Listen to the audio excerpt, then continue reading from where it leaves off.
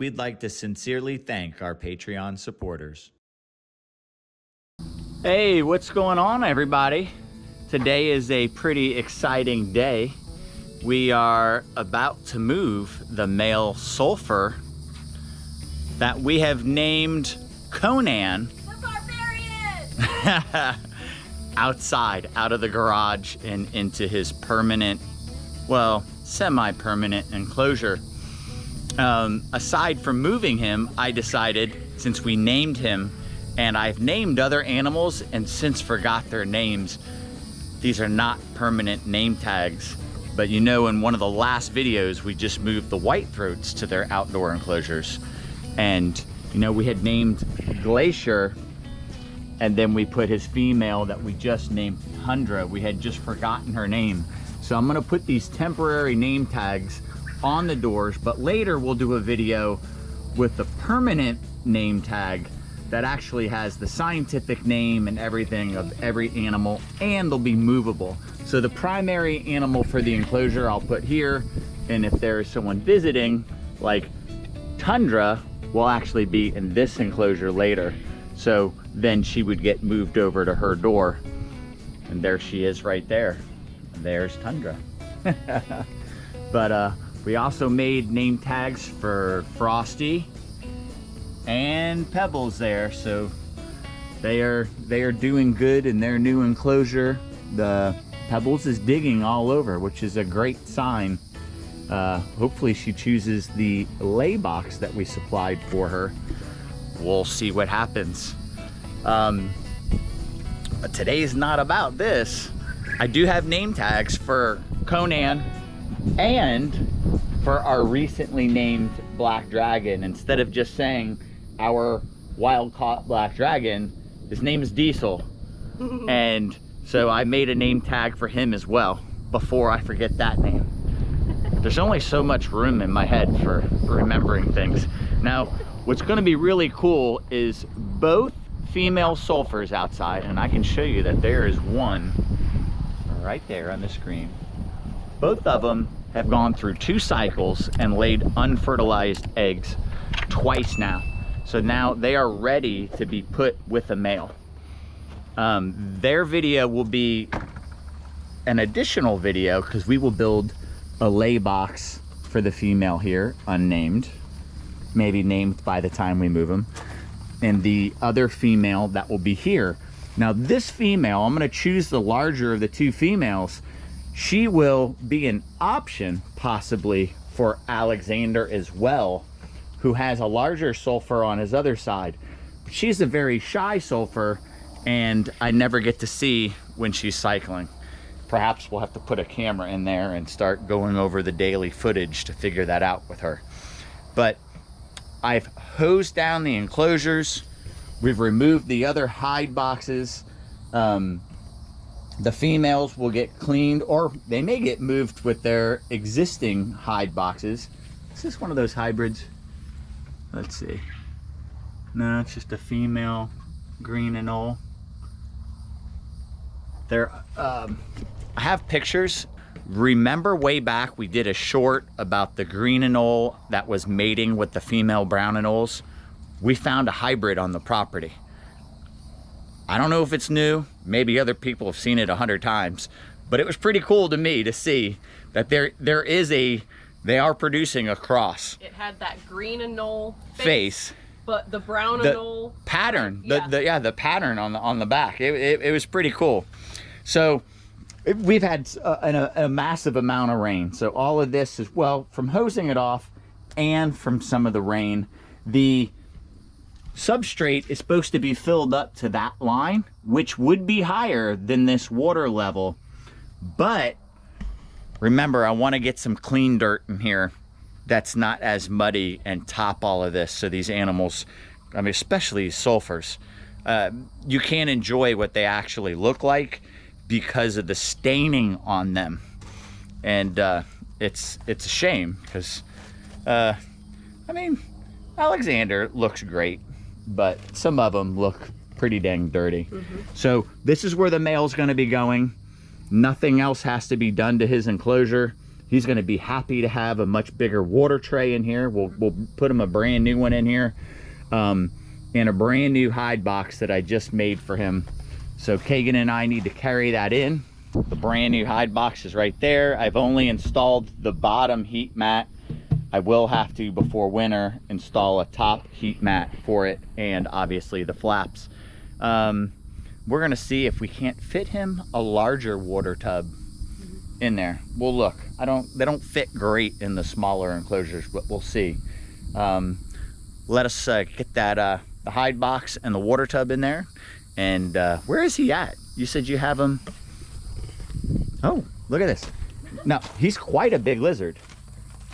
He is curled up in this little, so this is one of my transfer boxes that you put in, and there's just a little wooden latch on it. So they'll use it as a hide box. You just close the door. So this poor guy is curled up in there. So we're gonna move a little faster so we can get him out of there and let him stretch his legs. And hopefully he wasn't stressed from this move, and all of the ground that you've gained in handling him is still there. Did he eat all of his meal or just part of it? His whole meal. Oh, shoot. He ate his whole meal. Very good. All right, we'll get started. Okay, we are in Conan's enclosure. And now he has to come out of that by choice because he is absolutely poured in there.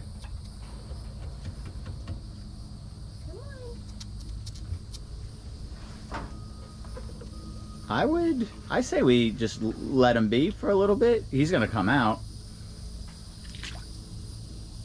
There's no soft way of getting him out of there, I don't think. He just had to tuck himself so tightly. Yeah, I see him. He's tucking himself further in there.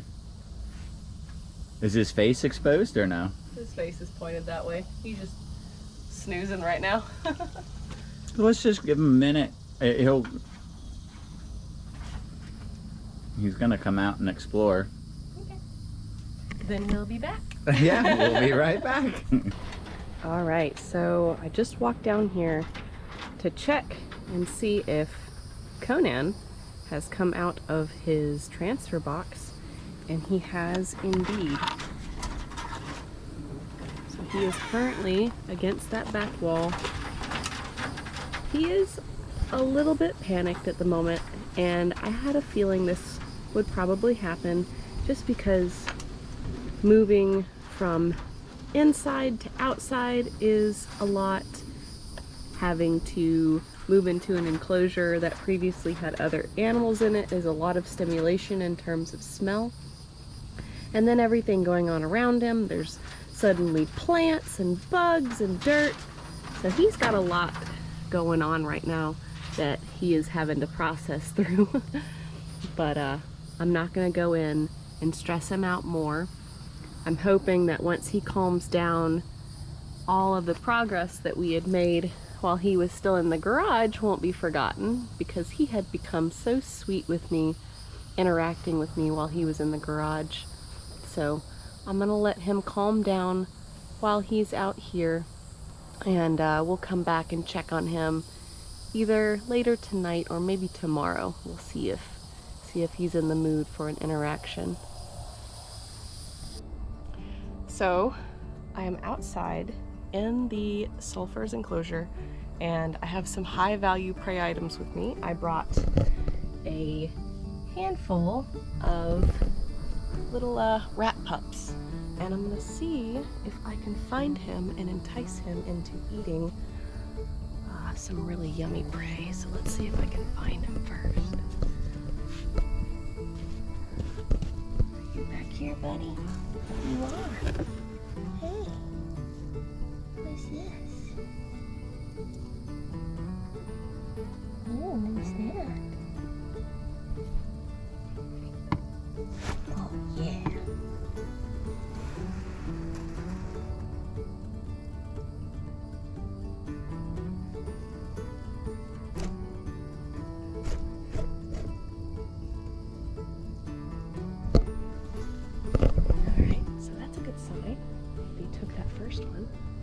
Let's see if I can't try and coax him out a little bit.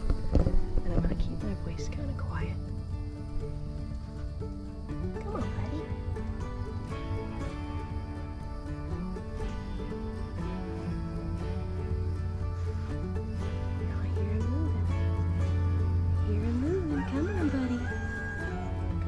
Good boys. Hi, Bubby. Oh, he saw me and then he was like, oh, maybe not. Come on, buddy.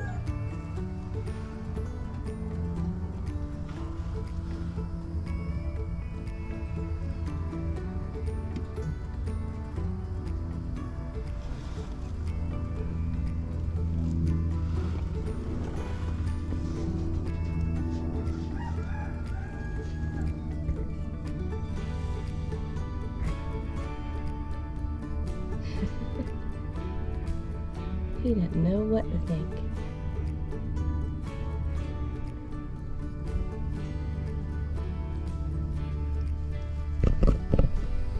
They say that sometimes the camera lens can look a bit like an eyeball, so maybe it's kind of throwing him off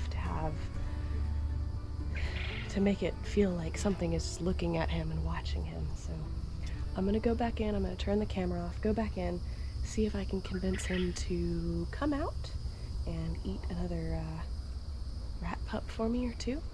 And if I make more progress with him, I will try and capture it. Okay guys, it's been about a week and Conan has been pretty slow to adjust to being outside, to being under all of this stimulation. I'm actually out here at his enclosure right now, and I have some mice in my pocket that I had left over from feeding my snakes. So I'm gonna go in and once again attempt to lure him out, just get him to tongue feed again. Since the last time that I gave him those mice, Jerry gave him a meal of fish, so he had a really solid meal recently, but this will just be a little small snack in between meals as he waits for the next one. Now, we are getting ready to, in the enclosures to the left of his and to the right of his, we are getting ready to build those hide boxes and get those lay boxes done so that we can move those female sulfurs on either side of him. So pretty soon we are going to have construction going on either side of him, getting those lay boxes for those sulfur females ready, getting their hide boxes ready, and so that's going to be more stimulation for him.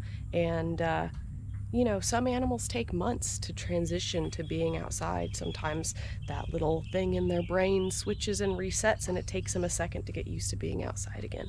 So we're gonna go in to his enclosure and I don't see him out right now, which means, oh yeah, there's his head right behind his water bowl there. So we're gonna be nice and gentle and quiet about coming in. And I gotta get the mice out of my pocket, of course.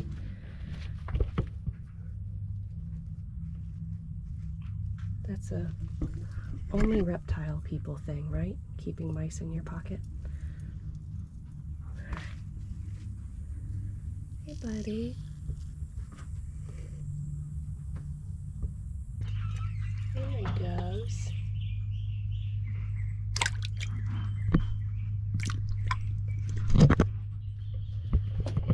Alright, so that's one down. So he's still being kind of hesitant to come out. But this was also a really big transition for him, going from inside the garage to from an enclosure that had sides, top, and the back that were all enclosed, and out here he definitely feels a lot more open. He is currently behind his water bowl still, but he's actually letting me reach back and kind of pet him on the back, and he's tongue flicking a little bit, and that's a really good sign that, you know, maybe we're heading in the right direction. And I'm gonna see if I can't stick the camera back there and just get a little shot of that, but I'm still gonna be really quiet about it.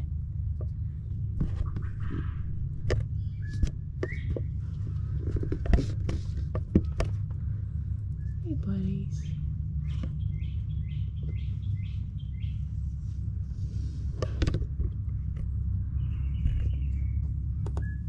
Hey. Look at my Conan. Come my Conan man. So we had a few tongue flicks. I'm just gonna leave him be, and we'll continue to work with him. So Jerry had pointed out to me that Conan is right here on this ledge. And so I came over and have just been talking to him and very gently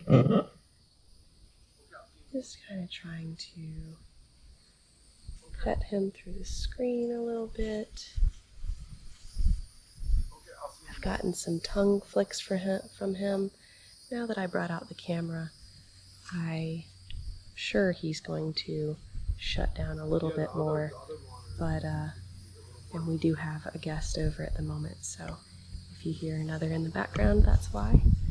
But I've just been standing here talking to him and trying to get him a little bit more acclimated to me being around him again.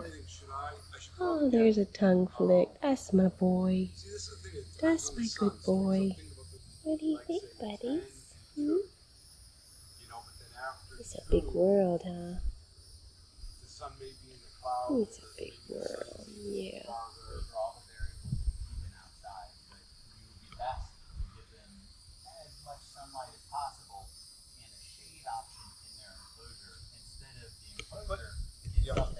I absolutely love this lizard, so I am very interested in his well-being and getting him back to the point where he's comfortable in his habitat and his environment again.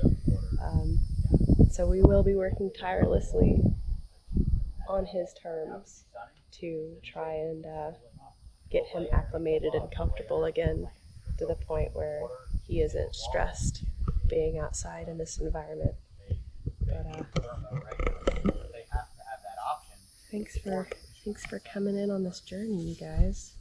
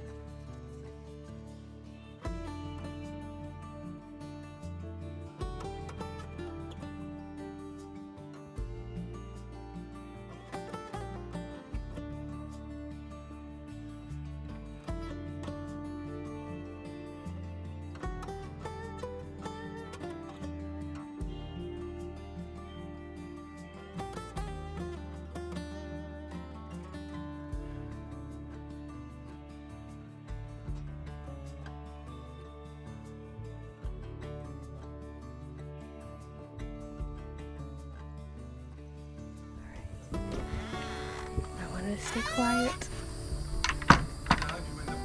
until I got out of the enclosure. I don't know. Oh man, what a great interaction that was. I didn't think that he was gonna let me come in there, because he's kind of been, he's been bolting every time I've tried to do that. But he did so good today, didn't he? Yes, he did. Alright. So that was a really good interaction. I'm going to calmly, quietly leave him, walk away, and go about my day. That way we can end this note on having a positive interaction. And he knows, you know, I wasn't here to get him. It wasn't scary. It was completely fine. So that's the note that I was hoping to end this video on. And I'm really, really glad that I got the chance to go in there and pet him and get a little bit closer to him. Thank you guys so much for tuning in, and until next time. Thanks for watching, everyone. Please don't forget to like, comment, share, subscribe, and ring the notification bell. See you soon.